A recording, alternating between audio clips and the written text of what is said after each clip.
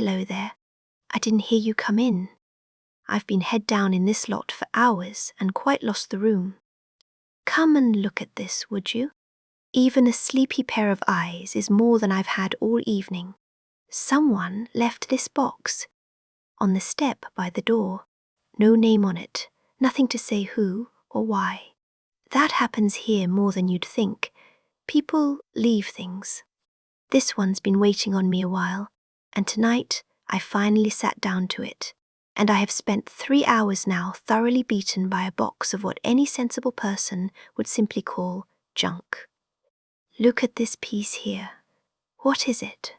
It looks as though someone took 3 broken things and hammered them into a 4th out of pure spite. All dented casing and mismatched screws and a twist of wire holding the whole business shut. And yet, lean in, see there, through that little gap where the light gets in. Do you see? It's exquisite inside. Fine as clockwork, finer. Hundreds of tiny pieces all set just so, somebody's patient hours in every fraction of it. Ugly as an old boot on the outside, and a jeweller's dream within. And I cannot, for the life of me, tell you what it's for. They're all like that. This one hums if you warm it in your hand. I've no notion why a thing should want to hum. This little tangle might be a bracelet, or a tool, or both, or neither. And this flat black slab I took for a mirror, till I tilted it to the lamp, and it showed me nothing at all, dead as a slate. I set it aside. Some things even I can't coax back. But then, down near the bottom, under all the rest, I found a thing in the box I can read. A book, if you can call it that. A great, swollen, battered thing, the cover worn past whatever colour it started as, the spine broken and bound up again with a winding of wire, and so stuffed with loose scraps and torn corners and folded slips pushed in between the pages that it won't shut flat at all anymore. Bits of paper glued down the margins. Arrows. Second thoughts crowded up against first ones. It looks, at a glance, like an absolute shambles, and then you sit with it a while, and you realise it isn't a shambles in the least. It's simply hers. There's an order in it, top to bottom, only she's the one who knew the order. It belonged to a young woman. She's written her name in the front, just the once. Nix. I've been reading her since I found her, and I can't seem to stop. It's bits of her days, mostly, and her ideas, and her accounts, and a fair few notes on exactly who'd wronged her and what she meant to do about it. She mended things for a living. A tinker, she calls herself, in a city unlike any I've ever heard tell of. And the more of her I read, the more of the place rises up around the words, until I feel I could very nearly walk down her street. So find yourself a place to settle. Wherever you're most comfortable, that's the one, and get warm and I'll come and join you, and we'll go there together for a while. I'll be honest with you first, the way I would with a friend. It's a harder, colder place than most I bring you here. Rust and rain, and a very long way down, and not everyone in it wishing each other well. But you're only ever looking in through her eyes, and she was born to it, and easy in it, and afraid of none of it. Think of it as standing at a warm window, watching foul weather come down outside. And if I make sense of the rest of this box, well, I'll keep it here for you. You know the way back now. The first thing she writes about is the rain. It's called Bottom of the World. Rain came to the city the way it always did, from the top down. It began somewhere up in the cloud that never lifted off the highest towers, in the bright thin heights where the clean air was, and the good glass, and the people who never looked down. It fell from there through the whole vast height of the place, slowly, tier upon tier, gathering everything it passed through as it came. Down past the shining upper stories, down past the great drifting sign lights hung in the air, spelling things no one troubled to read. Down past the middle tiers where the working city lived, and the lower tiers where it merely endured. And by the time it had fallen that far, the rain was no longer clean at all. It came down grey.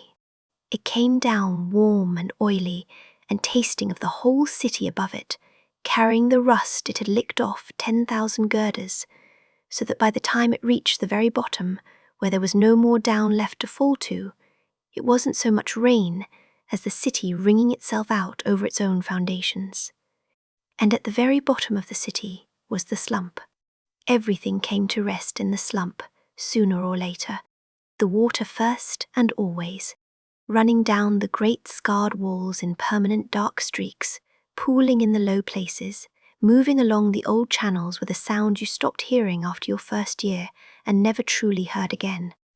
But not only the water, everything the bright tears were done with came down too. The rust, the runoff, the rubbish, and, in the end, a fair number of the people as well, though nobody ever put it quite like that.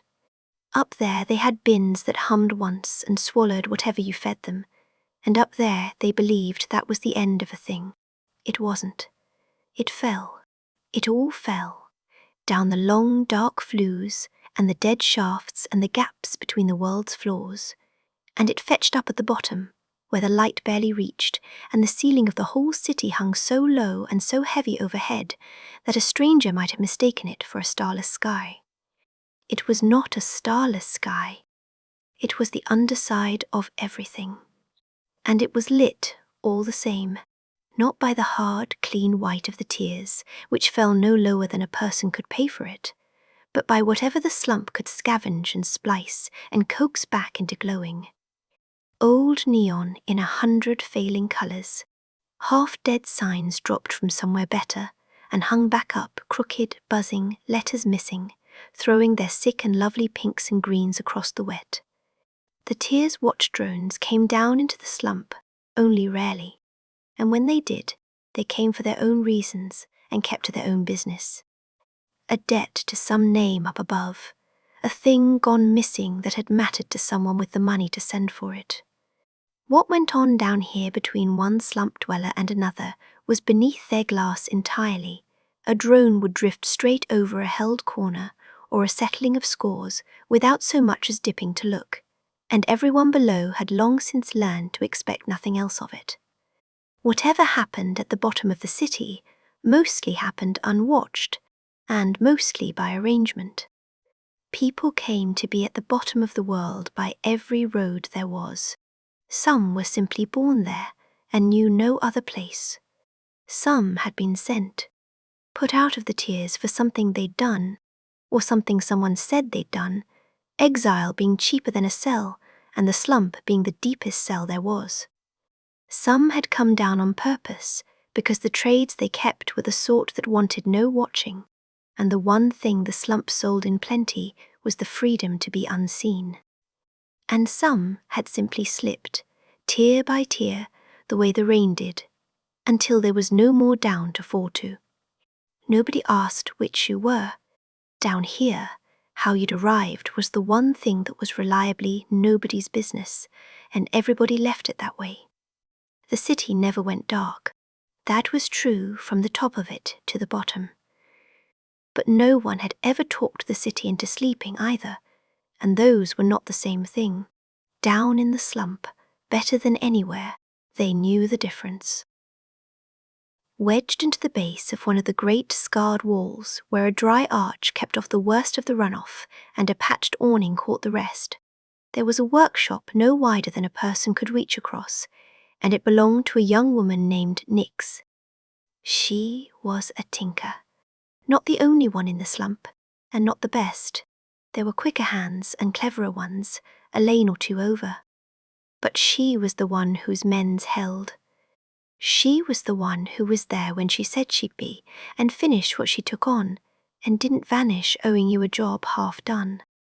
At the bottom of the city, where nothing held and no one stayed, and every second promise came to nothing, being the reliable one was worth a great deal more than being the best, and everyone, sooner or later, needed the one bench they could count on. She'd been born in the slump. She knew no other place, and had never much wondered about one. The bottom of the world was simply the world to her, and she moved through it the way you move through a house you grew up in the dark, without needing the lights. She was small and thin and had made a whole life out of being both. She had never been able to fight and had never wanted the sort of company you had to fight to keep.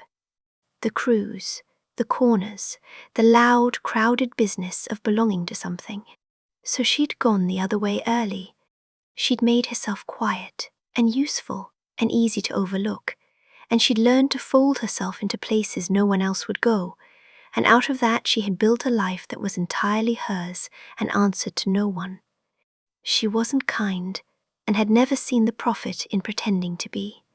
She kept to herself, kept her head down, kept her own counsel, and if that read as cold to the people who came and went at her bench, then that suited her, because cold kept its distance, and distance was the thing she'd wanted from the start.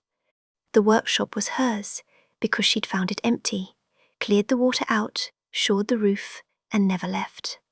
She'd built the rest of it from what the city let fall.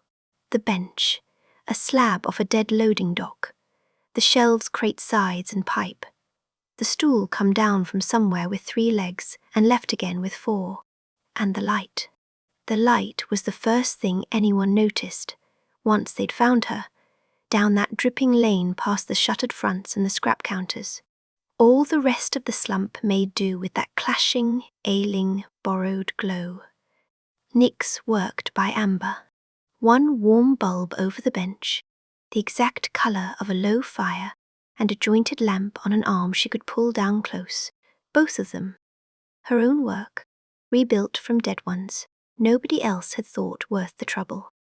Stepping in under her awning, out of the grey drip and the sick neon, was like stepping into the single warm hour of an endless cold day. People came for the mending and lingered a moment longer than they needed to for the light. She'd noticed that years ago and never mentioned it to a soul. On the one dry shelf, in a tin that had held something else in another life, there was a plant. It had no business being alive. Nothing grew in the slump. There was no sun in the slump to grow by, but her warm bulb burned low and steady all through the dark hours, and it turned out that was enough, or near enough, for one stubborn green thing to go on believing in. She'd grown it from a seed she'd found in the fall, come down from some tier with a garden, she supposed, some impossible place with soil and light to spare. She'd potted it in salvage and stood it under the bulb, and, mostly to her own surprise, it had lived. She made nothing of it.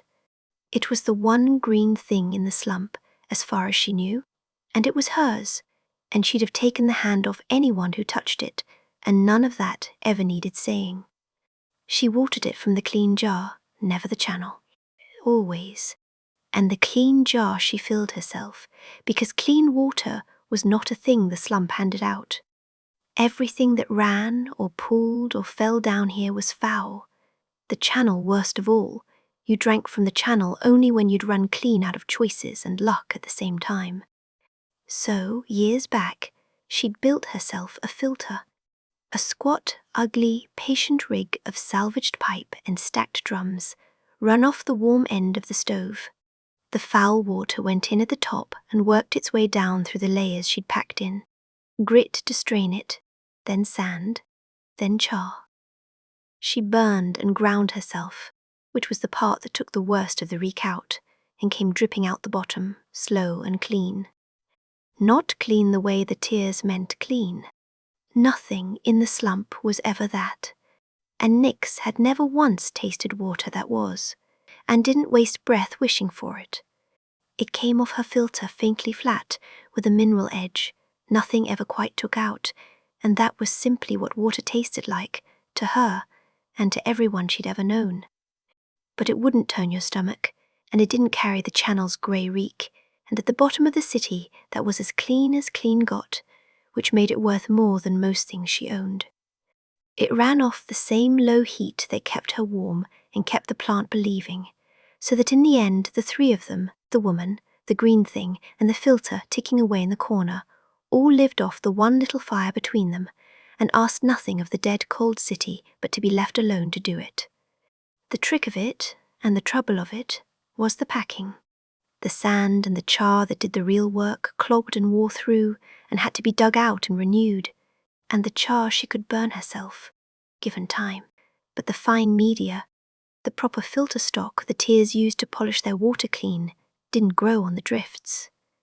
It fell, now and then, from some tier that had had clean water worth filtering, and when it did, every rig keeper in the quarter wanted it, and there was never enough to go round. It was half of why the good pickers went out at all. It was a fair slice of Nix's own trade, too. Half the benches in her lanes ran a filter of some kind, cobbled and coughing, and someone had to keep them going, and she was the someone.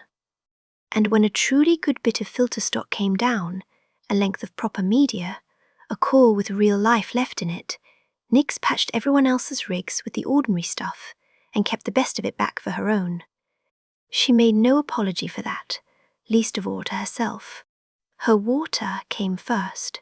A person who couldn't keep their own jar clean had no business promising anyone else's. She kept a few things back like that, for herself alone. The best of the filter stock was one. The book was another, not a fine one. Nothing in the slump was fine. The great, swollen, battered ledger from the shelf above the bench, hauled out of the fall years back, some tier offices cast off, worn soft and stuffed past, shutting with everything she'd ever pushed between its pages. She wrote in it when the mood took her, not every night, nor most, only when she felt like it. The days tally sometimes, ideas mostly, a way to wind a coil that might hold better. A fix she wanted to try, a part she was hunting, sketched out in the margins with arrows running off to other pages. And, threaded all through it, the long-running account of who'd cheated her, and who'd tried, and who was to be charged double on sight, and never told the reason. She wasn't a natural hand at any of it, and didn't try to be. It was hers. And that was the whole of what it was for. This wasn't a night for anything grand. It was an ordinary night, and ordinary nights had their own shape, and she'd stopped wishing them into anything else a long time ago. She started the night the way she started most, by going out to see what had fallen. She took the long canvas sack and the good gloves, worn smooth at the palms, and the little hooked pole she used for reaching, and she went out from under her awning into the drip and the neon, and made her way towards the drifts. The way there took her along the channel, and the way there was simply the way, she thought nothing of it, though a stranger would have thought a great deal. The wall by the water was papered 3 deep in faces, printed small, gone soft and grey, with the damp curling at the corners. Nobody took the old ones down. Nobody wrote anything beneath them. They only went up, and stayed, and faded, and were papered over in time by the next, and you learned not to read them the way you learned not to breathe too deep by the channel. Further on, the better-lit corners belonged to the crews, and you learned young whose corner was whose. Nix had learned younger than most, and you took the long way, and the long way was the way, and that was all. Here and there someone sat in a doorway, keeping their own counsel. Down here you kept your eyes on your own 2 hands. A nod was a great deal to spend on a stranger, and most people didn't. It wasn't unkindness exactly, only that everyone had learned the same lesson at about the same age, and the lesson had been, mind yourself. Nix minded herself, and reached the drifts, and there she was in her element. The drifts were where the fall came to rest, under the great flues, in the wide, low places where the floors of the city gaped. Everything the tiers were finished with came down and heaped up, and slowly, slowly moved, shifting, settling, with a small constant patter that never entirely stopped. A bolt here, a housing there, a whole dead machine now and then, coming down out of the dark with a distant clatter and a splash. To a stranger, it would have looked like the end of the world. To Nix, it looked like the shelves of a shop that restocked itself for free, if you didn't mind the climb and knew how to read it. And she knew how to read it. That was the whole art, and it took years, and no one handed it to you. She knew the good small parts drifted differently from the scrap, that the light things travelled and the dense things sank, so the housings sat up on top while the copper and the fine mechanisms worked their way under. She knew which drifts caught the fall from the better tiers and which caught only the middling ones. Other pickers worked out there too, up and down in the wet dark, each to their own patch and none looking to make friends. And she let them be, and they let her be.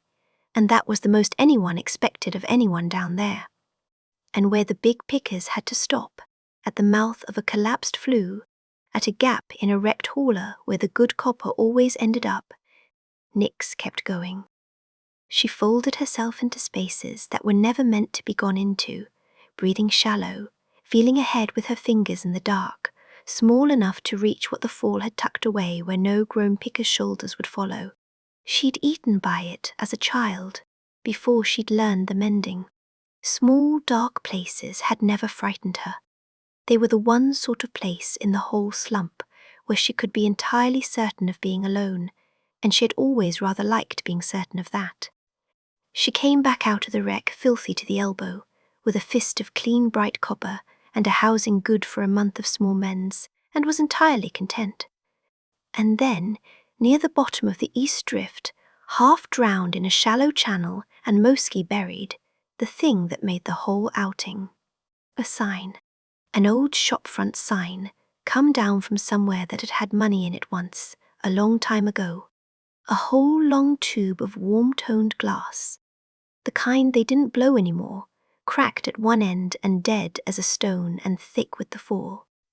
She dug it free with her hands, gentle as unburying something asleep, and wiped a thumb down its length and held it to the neon to look through the glass at the dark line inside.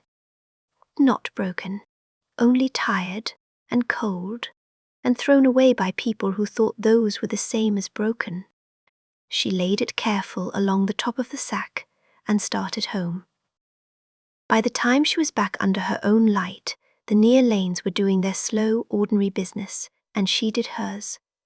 First to Sills along the way, where the old woman kept the scrap counter and a set of hanging scales worn bright at the pan. There were maybe 3 people in the whole. Slump Nix would cross a lane to speak to, and Sill was one of them. Not that either of them would ever have put it in those words, or any words at all. It had been earned slowly, over years, in fair weights and straight prices, and neither of them trying it on with the other. And it lived entirely in what didn't need saying between them.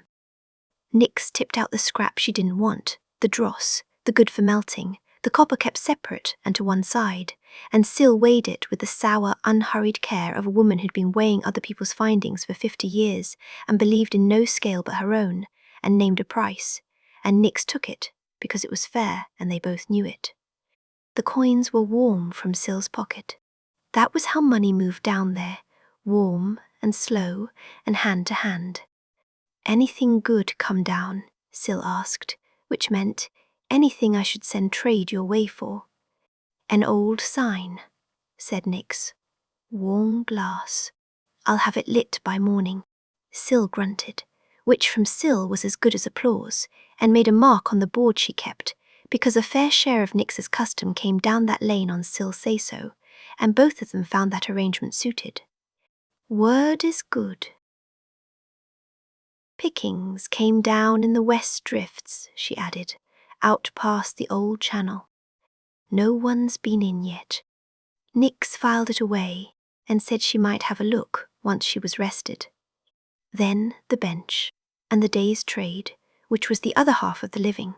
A man came by with a dead lamp and a worse manner. One of the crew's hangers-on, all swagger and no patience, who called her girl twice and told her to get on with it. She got on with it. It took her under a minute. It was a loose contact. It was always a loose contact. Then she named a price 4 times what the work was worth and held his eye while she said it. He opened his mouth. She raised one eyebrow and waited, small and unbothered, and entirely still behind her bench, and let him arrive on his own at the several facts that mattered, that he could take it to one of the other benches if he liked, and risk a botch, or a week's wait, or a bench that wasn't there tomorrow. Or he could pay her price and have it done right tonight, and know it would stay done. He paid. Pleasure, she said, not meaning it, and meaning him to know she didn't. She'd have charged him double if he'd pushed it. He didn't push it. After him, a quiet trader she'd dealt with a dozen times brought in a reader coil off some machine she didn't ask about, and Nix fixed it and charged him the plain rate, not a coin over, not a coin under, not out of any softness. It was simply a clean job for someone who paid on time and wasted none of her breath, and a clean deal was worth keeping clean. There was no percentage in squeezing a man who'd be back next week with better trade. That was the whole of the reckoning, under the mending. You charged rudeness. What rudeness cost? You charged a straight dealer straight. You did the sums right across a life, and you never let anyone decide you were soft enough to lean on, because the day they decided that at the bottom of the city was the day it stopped being your bench. There was one commission promised, and she saw to it before the deep of the night, because it was promised, and Nix kept what she promised. It was a hand. Nothing alarming. Plenty of people down there wore a bit of the old workshop metal where flesh used to be, for it was cheaper than the tears kind, and it lasted if you had someone to look after it, and Nix was who they had. This one belonged to a dock hauler 2 lanes over. A good old mechanical hand gone stiff in the second finger, worn out from a lifetime of honest work, and asking now only for a little of the same care back. He'd left it with her the way you'd leave a good tool with someone you trusted to have it right, easy about it, because it was Nix, and Nix's work held. She took the finger down to its bones. She found the worn bearing. It was always something small. The real troubles usually are. And had the like of it in her wall of drawers. Of course she did. Salvaged and cleaned and waiting for exactly this. She fitted it, oiled the joint, worked it back and forth until the stiffness went out and the finger moved as sweet and sure as its neighbours. Then she cleaned the whole hand properly, every seam, the way its owner never had the hours to, and set it aside, gleaming faintly for him to collect. The tears threw their people away, the same as their machines. A hand like this one, up above, would have been binned and replaced twice over by now. The slump kept its own going instead, and mended what it had, because down here a thing that still worked was worth more than a thing that was new. That was the difference between the top of the world and the bottom of it, and Nix knew which end she'd sooner be. And deep into the night, the slump did not shut, because the slump never shut. It only changed hands. The day trade thinned, and some fronts drew their shutters, but the dark simply turned over to its other business, the quieter, less seen kind, the kind that preferred the thin hours. Low voices in doorways. A deal done in a stairwell. Footsteps that didn't want company. The neon buzzing on over all of it, the same as ever. The channel kept moving. The far hum never dropped a note. Nothing at the bottom of the city ever quite stopped, and never had. And that was the first thing the place taught you, and the last thing it let you forget. But under her own awning, in the small amber circle of her own light, it was as near to still as the slump ever came. Nix watered the plant from the clean jar, and turned it a quarter towards the bulb, the way she always did, and found a new leaf on it, small and folded and green as nothing else for a mile in any direction. She looked at it a moment, said nothing, there being no one to say it to, which was how she liked most of the good things in her life. Then she pulled the stool in close and took up the sign, because this was the part of the night she saved things like this for. She cleaned it first. The long, slow, honest cleaning of a thing that had lain a long time in the fall, working the grime out of the warm glass until the true colour of it came up under her hands. A deep, low amber, the colour she loved, the colour no one made any more. She sealed the crack at the dead end, patient, so the glass could hold its breath again. She drew out the old, tired workings at the base and matched new ones from her drawers. She kept parts down there older than the shops that had laughed the slump off for keeping such things, and she wound and fitted and joined, turn by turn by turn, and touched the little warm iron to each join just so. A thread of grey smoke went up and curled through the amber light and was gone, and when it was whole, she didn't rush the last of it. She set it in its cradle, connected it, and warmed it slowly, the way you'd wake anything that had slept a long time, gently, because there was no other way she knew. For a breath, nothing, and then, down the whole length of the old warm glass, a glow came up. Faint at first, and uneven, and then steadier, and then true, a long, low line of amber light, warm as a hearth, waking in a thing the city had thrown down its own throat and called finished. She sat back on the stool and looked at it a while, and let the small satisfaction of it settle where no one could see, which was the only place she ever kept anything that mattered. Then she carried it out under the awning and hung it among the others. One more warm light strung over her own stretch of the dark, one more small square of hearth colour in the enormous cold underside of the world. And she stood beneath it a moment, not working, not mending, not doing a single useful thing, and let it warm the wet air around her while the great indifferent city hummed on, far above, up past the tears, up past the cloud, up where the grey rain began its long fall down. 2 lights, if you counted it that way, the whole roaring silver city overhead, and the one small amber line she'd just hung in the dark. And from where Nick stood, chin up, eyes gone soft, her own small light was easily the warmer of the two. She stood with it a while longer than there was any reason to. Then she went back in and took the thick battered book down off the shelf and found a clear corner of a page and put the night down in a line or two. Not the whole of it, only the part worth the keeping. Hauled a sign out of the east drift, dead and drowned. Lit it. Hung it out front. Not for anyone to read. There was no one to read it. Only that no tier above had her name on any list, and no one anywhere was keeping the smallest account of whether a girl called Nix had lived at the bottom of the city or not, and the book was. The book said she'd been here, and had made a dead thing give light again with her own 2 hands. It wasn't much, but it was written down, and so it was somewhere, and so was she. There. That's one of her days. One of the good, ordinary ones. I'll tell you the truth. I find her whole strange, cold, marvellous city rather hard to put out of my mind. All that rust, and the rain coming down through the middle of it, and someone right at the bottom of it keeping one small warm light burning out of everything the top let fall. And that last part, where she writes it down, that's the bit I keep coming back to. Not the words. There's barely any. Just that she troubled to set it down at all, tired as she was, in a place where a person could slip clean out of the world and no one above would ever think to notice they'd gone. I understand that better than most, I think. The small, stubborn wish to leave some mark that says, I was here, and I mended what I could. It's a good wish. It's nearly the whole of what a life is, when you get down to it. So here's what I'll do. I'll keep reading.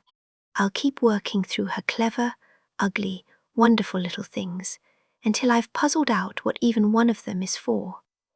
And every time I find more of her, more days, more of that place, whatever's tucked further down in the box than I've reached, I'll have it here, waiting, for whenever you next come by. Sleep well, dear friend.